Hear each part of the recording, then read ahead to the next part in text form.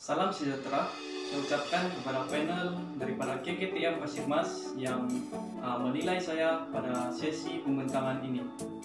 Pada saat ini saya ingin membentangkan laporan industri yang telah saya jalani selama 6 bulan bertempat di Sabah dalam sesi Januari-Julai 2020.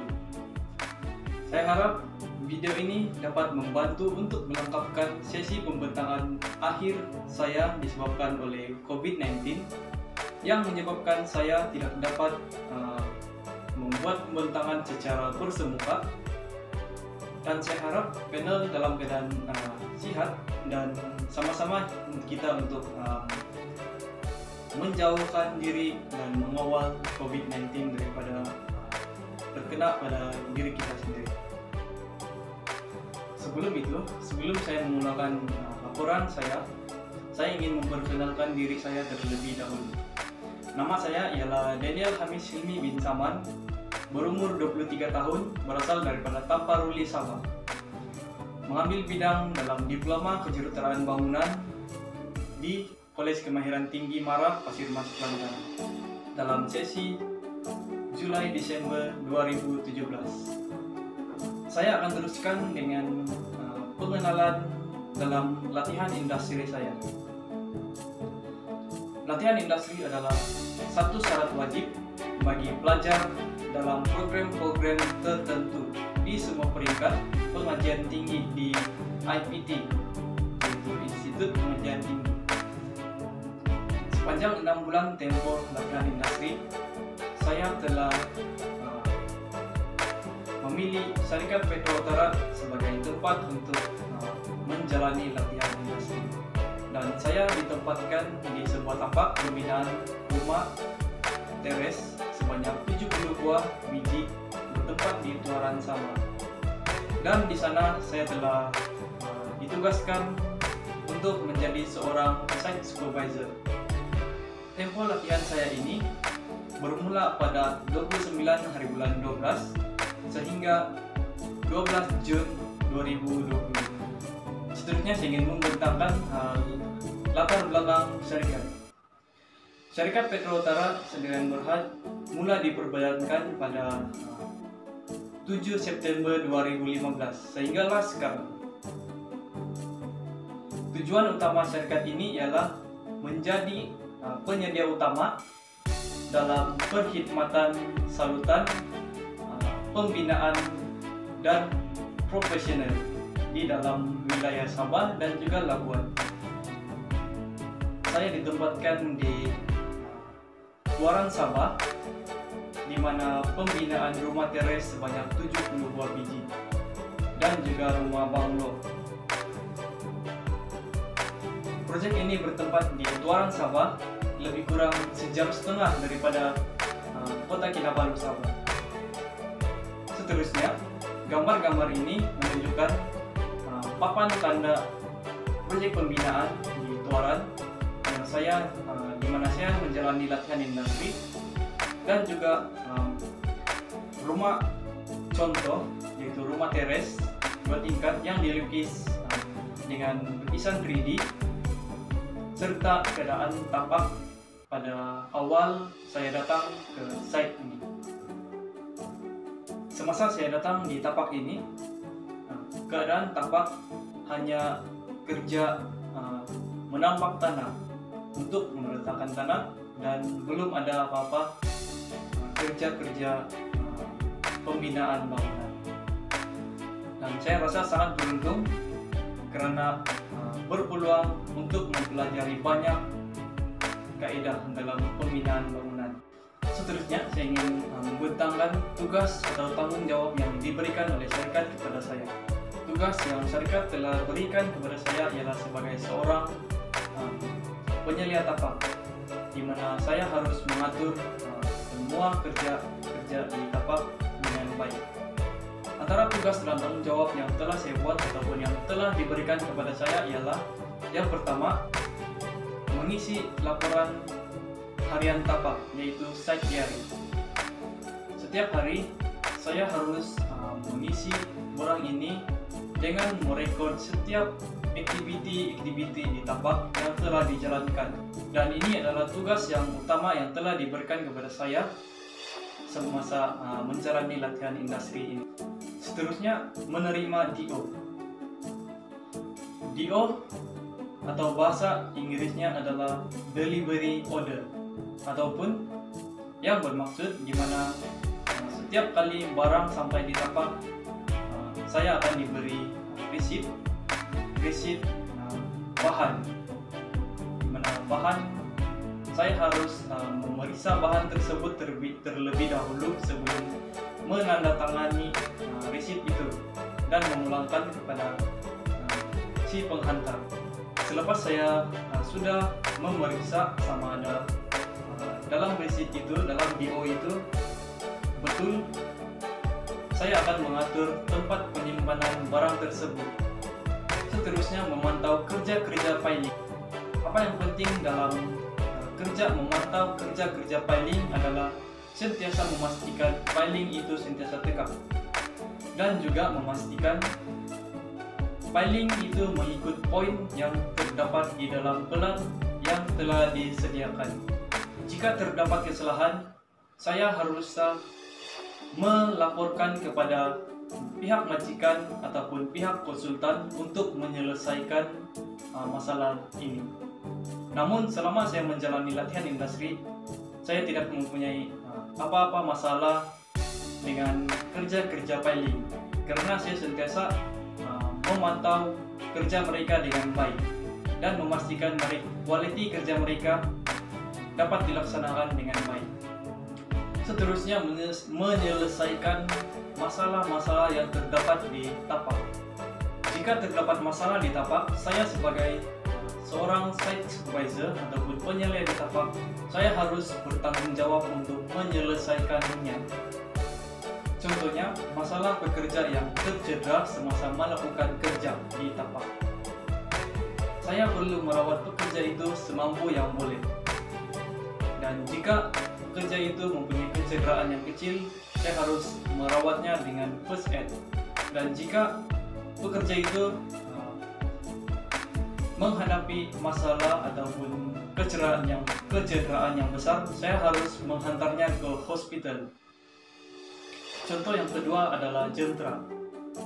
Saya haruslah memastikan jentera sentiasa dalam keadaan baik, karena jentera sangat penting dalam pembinaan, dalam tapak pembinaan, terutama sekali excavator, di mana ia haruslah sentiasa dalam keadaan baik agar boleh digunakan sepanjang masa atau sepenuh masa.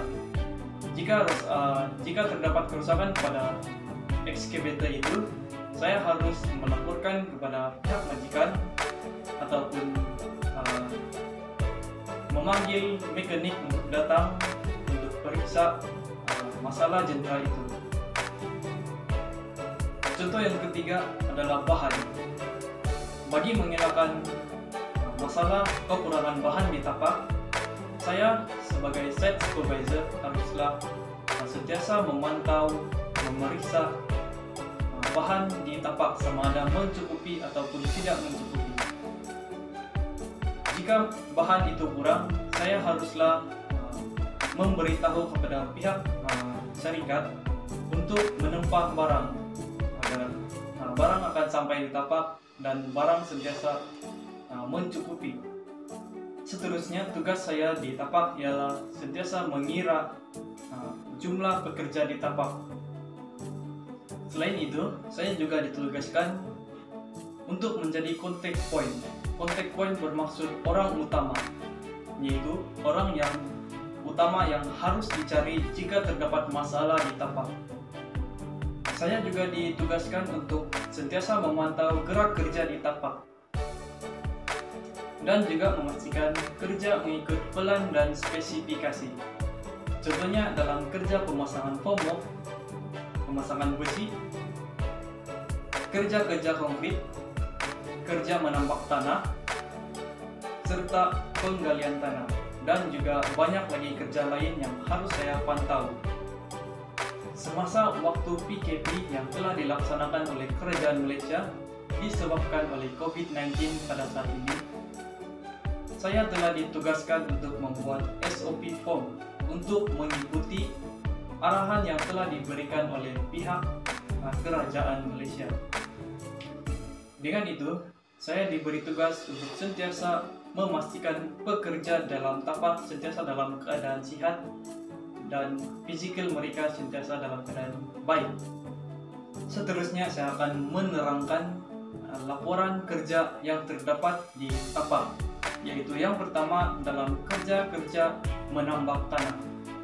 Pertama sekali, dalam kerja menambak tanah, kita haruslah menggali tanah tersebut sehinggalah ke tanah asal. Kita haruslah membuka krusheran ataupun batu-batu yang terdapat di bawah tanah, terutama sekali di kawasan piling.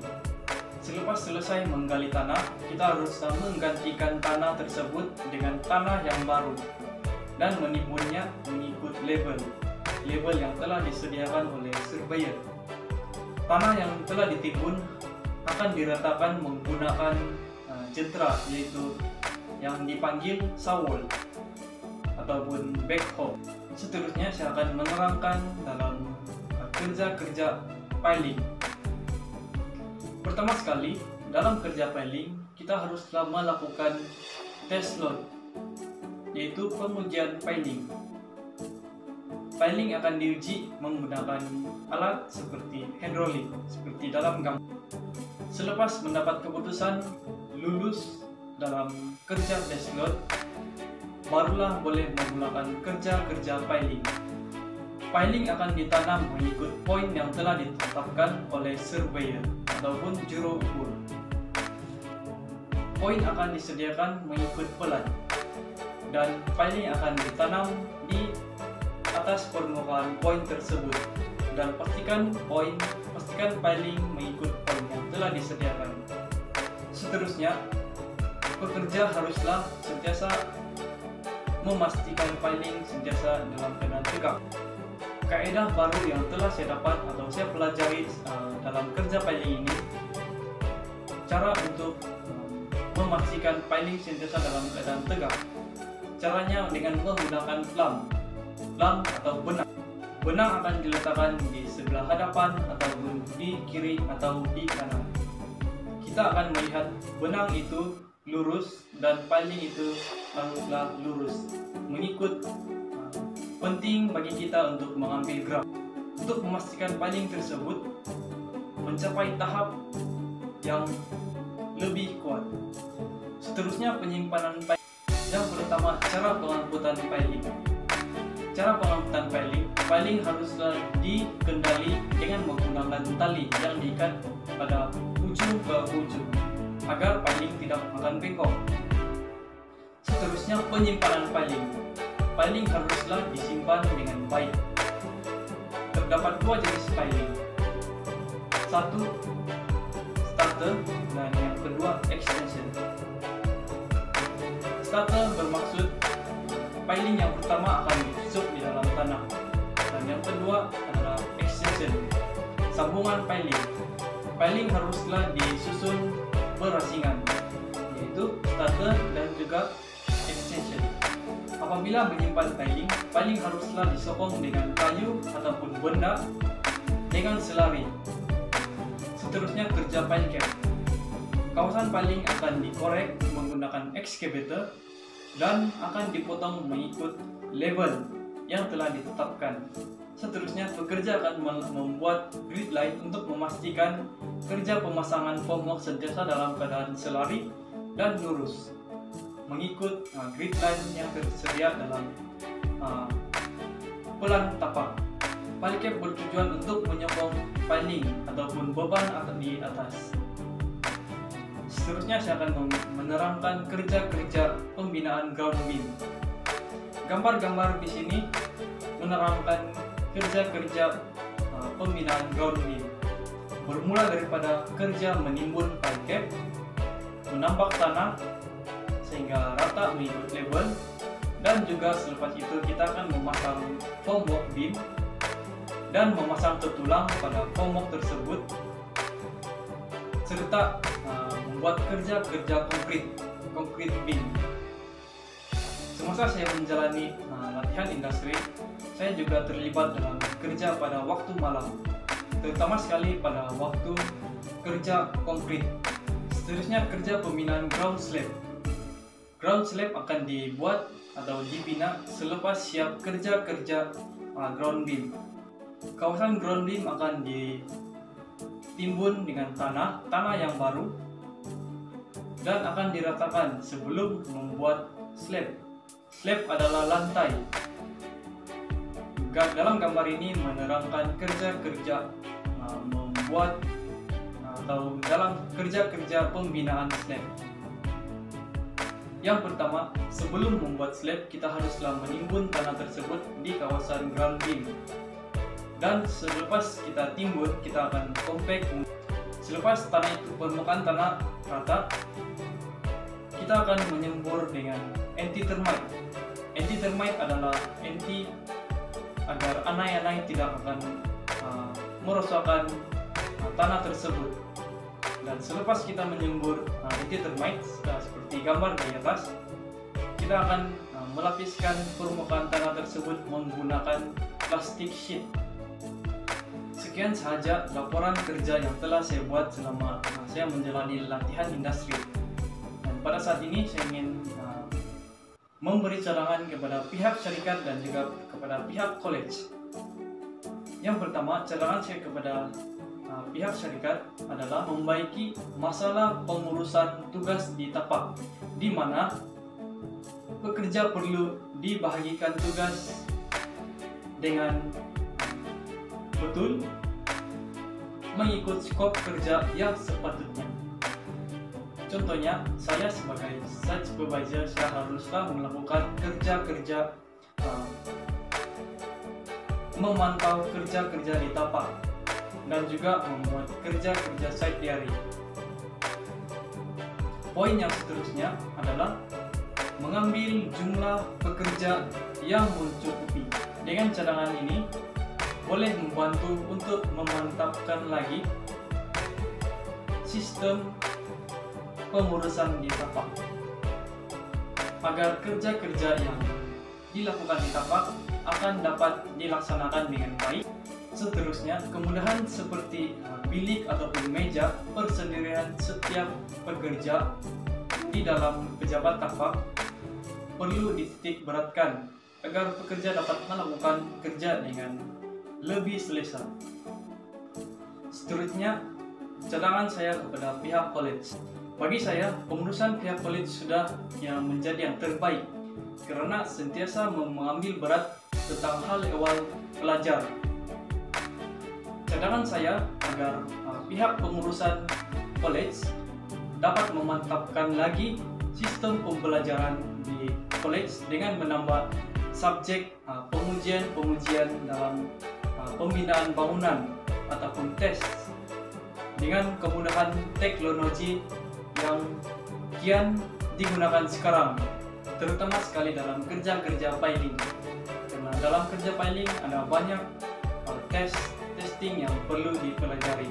Sebagai kesimpulannya, dengan adanya latihan industri ini menjadi satu landasan bagi saya untuk mengenali bidang kerja yang sebenar.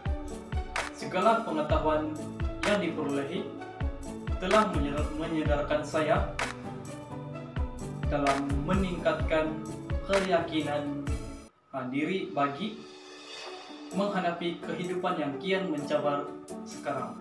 Saya sangat bersyukur karena ilmu yang telah saya pelajari selama saya belajar di College Kemahiran Tinggi Mara dapat saya aplikasikan selama saya menjalani latihan industri. Kesimpulannya, saya dapat menerima banyak pengetahuan yang terdapat dalam dunia kejuruteraan pembinaan bangunan. Sekian saja laporan latihan industri saya. Sekian dan terima kasih saya ucapkan sekali lagi, dan saya minta maaf jika terdapat kesilapan dalam menyediakan video pembentangan ini. Sekian.